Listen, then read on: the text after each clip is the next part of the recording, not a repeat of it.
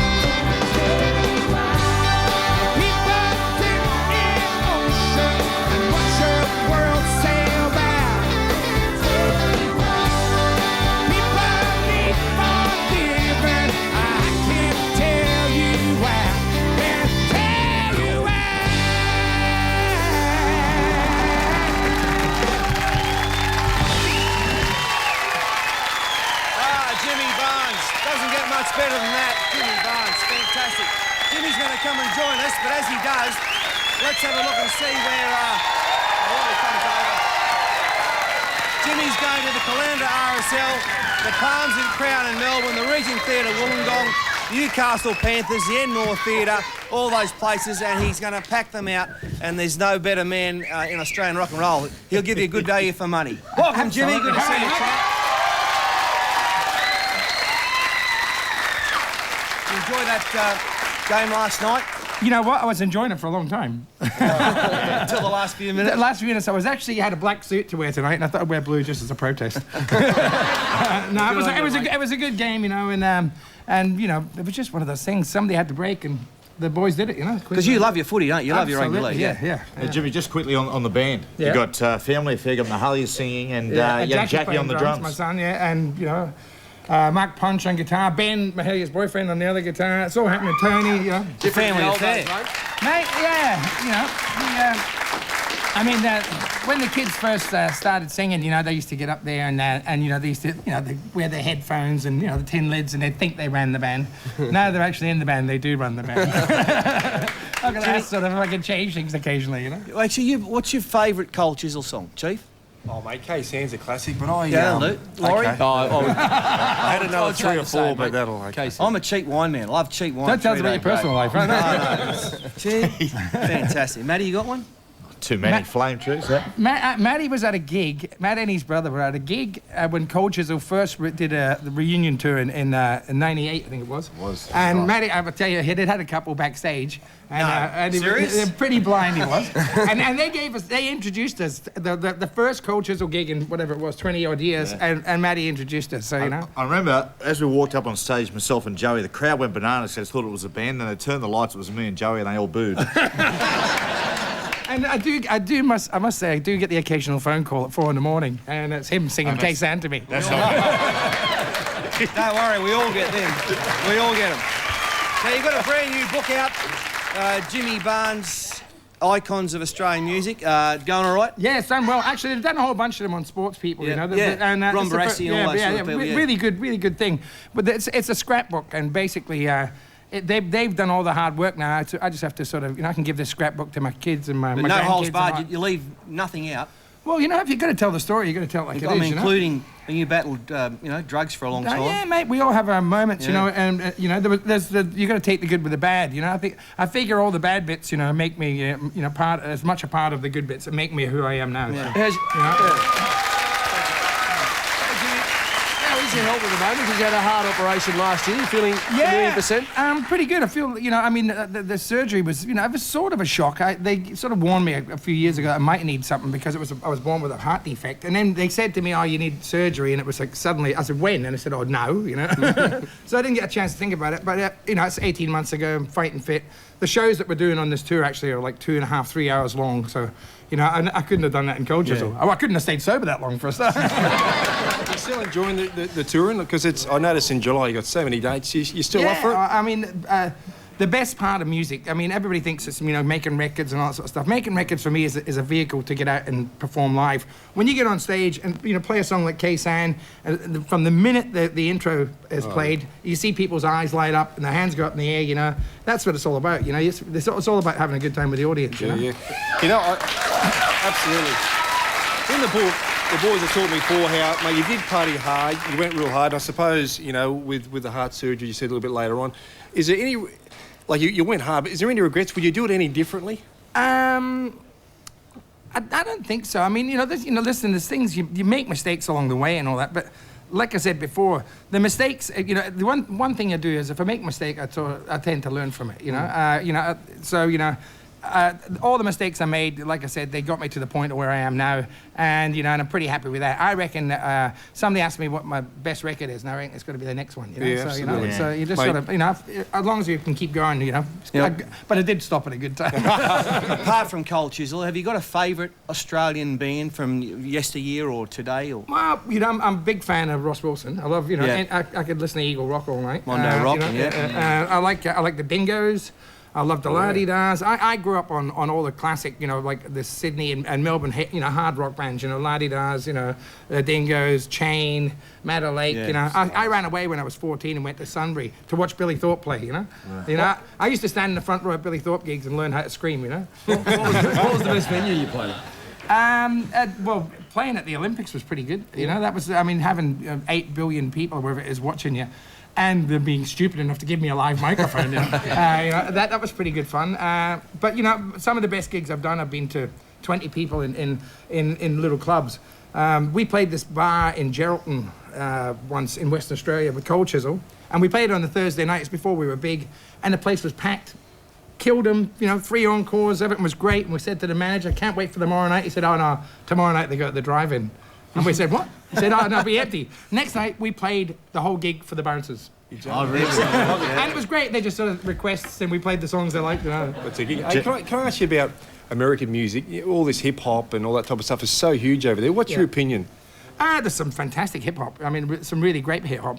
It's it doesn't sort of there's just starting to get a part of Australian culture now where they're creating some good hip hop. I mean, in the past it's all been sort of trying to sing it with an American accent or rap it with American accents and stuff. Now they're talking about things that are relevant in Australia. I mean, hip hop is like punk. Yep. It's about people rebelling and saying we've got problems and we've got problems in this country too, and there's going to be kids talking about it. Jimmy, Chief's the biggest hip hop fan there is. Is it really? Is he a rapper? Especially the real harsh stuff, all the swearing. You really, so we better move away. Is that hip hop? Is that bumpity stuff? Is Yeah, it?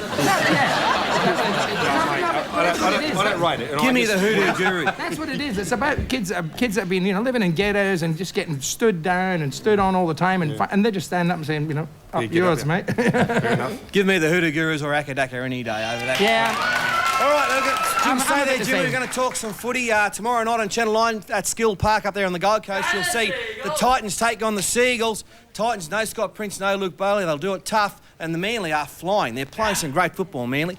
Hard to see the Titans winning this one, isn't it? Manly playing better. I reckon Manly are playing better football now than last year. They are. They're playing real good. I think they got more depth this year too, man. Yeah. They So got if all they get to positions beat, covered. if they get to meet the Storm in the grand final, look out, it could be a big reversal from last year. Yeah, I But got a you'll lot of see mates that. that are Manly supporters. I try and sort of bag them as much as I can. Yeah, go ahead, Jim. Top stuff. But they're playing well.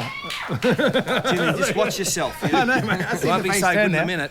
Now, tomorrow night, Nathan Friend and Adam Cuthbertson, of course, the bright young kid from Manly who's playing great football there. They'll be wearing special designed pink headgear from Impact to raise awareness for the importance of research in finding the cure and the cause of breast cancer. So they're wearing them.